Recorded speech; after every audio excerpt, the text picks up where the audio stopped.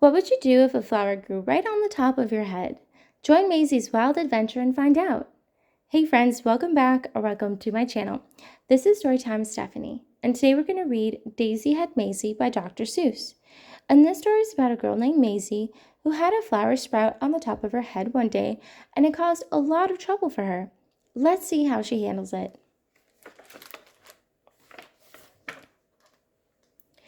It's hard to believe such a thing could be true, and I hope such a thing never happens to you.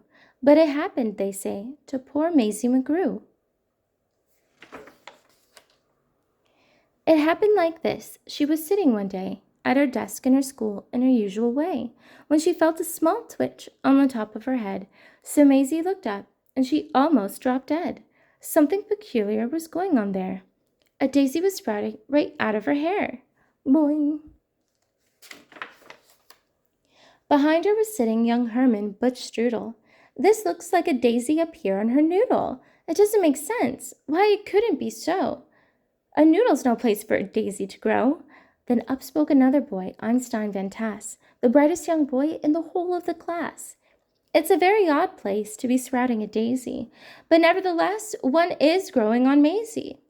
Hey, look it, cried Butch. Right here in this room, Daisy had Mayzie. She's bursting in bloom. Miss Sneecher, the teacher, came rushing up quick. Such nonsense! Some child is playing a trick. Which one of you boys stuck that thing in her hair? You know that a daisy could never grow there. But, teacher, said Butch, I saw the thing rise right out of her head with my very own eyes. Just give it a yank if you think I tell lies. Miss Sneecher had heard quite enough of this talk. Mayzie, hold still. Let me get at that stalk. Ouch! hollered Mayzie. Quit yanking, Butch said. You're giving her pains. I'll bet that those roots go way down in her brains.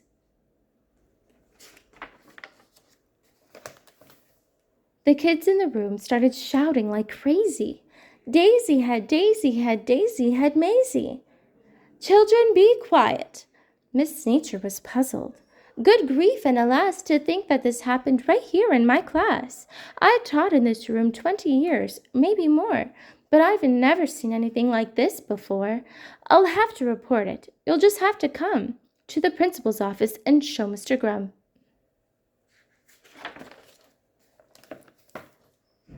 Now, the principal, good Mr. Gregory Grum, was a very wise man, just as smart as they come. He knew more than anyone else in this nation about long division and multiplication. He knew all the answers, why oceans are deep, why skies are so high, and why mountains are steep. He should have all the answers to this thing on Mayzie. My word, he declared, it's a genuine daisy. I've seen them quite often in fields growing wild, but never before on the head of a child. Now what in the world ever made this thing sprout? I have no idea, but I'm going to find out.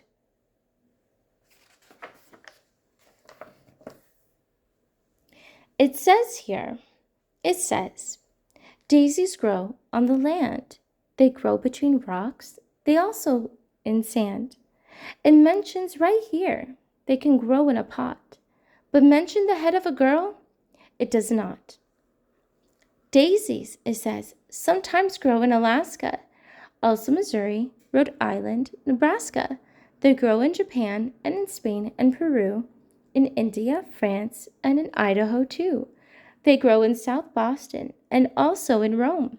But why should they grow on this little girl's dome? Say, look it, said Mayzie. It's wilting, said teacher. How wonderful, Mayzie. It soon will be dead. You'll be rid of that daisy. In just a few minutes, our troubles will pass, declared Dr. Grum.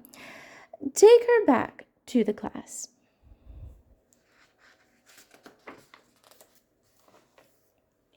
Then the principal saw a most terrible sight.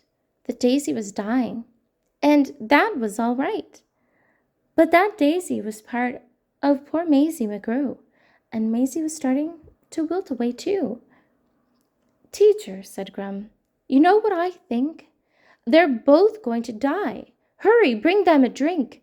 This is a problem, said Grum with a frown. You take Mayzie away, and you make her lie down.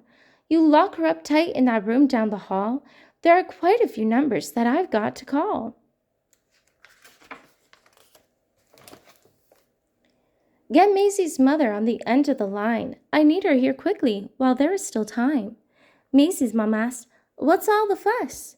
Goodness to Betsy, I'll be on the next bus. A call to the shoe store reached Mr. McGrew. He answered while holding a customer's shoe. She's growing a what? I'm coming right there. And he ran out of the shoe store with no time to spare. A doctor should see her, the principal said, and an expert on plants like the one on her head.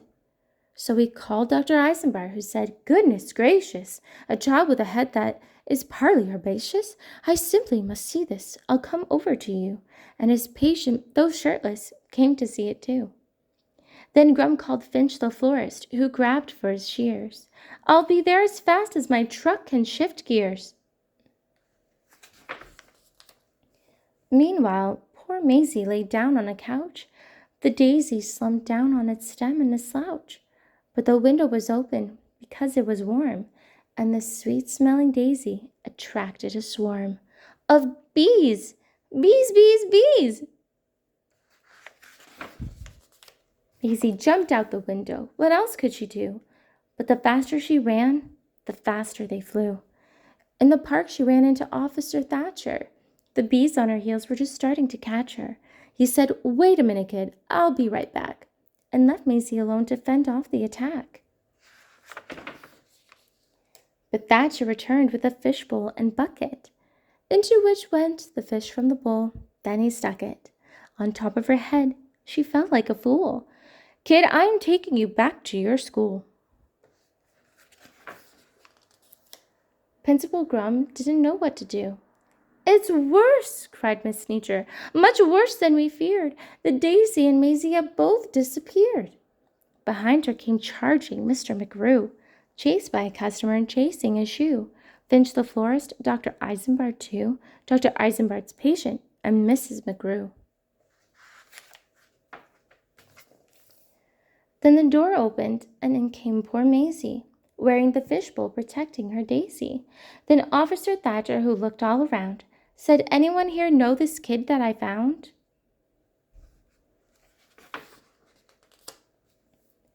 Mama, cried Mayzie as she ran to her mother, but Mrs. McGrew stepped back with a shudder.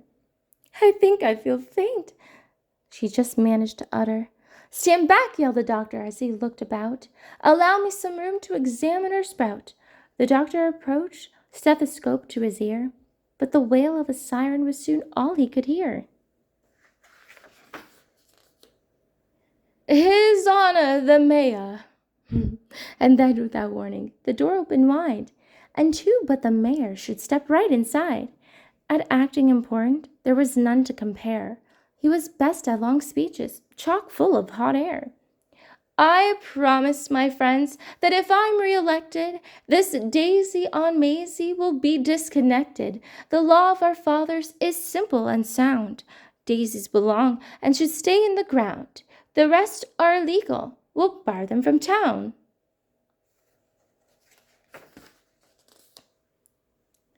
Then, just as the mayor finished his talk, Finch the florist began to quietly walk, and standing directly right behind Mayzie, said, I know the way to get rid of a daisy. So there's a flower between her two ears. I'll snip it clean off with my sharp pruning shears. Then Mayzie, she saw him and let out a screech. She pushed him aside and raced out of his reach. Mayzie ran from the school, headed straight out of town. She came to a meadow and fell to the ground. With her head in her hands, she lay all alone. Her heart, it was broken. She could never go home. Nobody loves me. Nobody loves me. Nobody loves me, she cried. Nobody loved her? Poor Mayzie McGrew. It's hard to believe such a thing could be true. And maybe that's why, then this daisy above, when Mayzie below began talking of love, well, You know about daisies. When love is in doubt, the job of a daisy is try and find out. They love her, they love her not. They love her, they love her not. Don't worry, Mayzie, said her daisy, as his last petal fell. They love you. Then the stalk disappeared. Well, that's how it all happened. The thing went away, and Mayzie McGrew is quite happy today.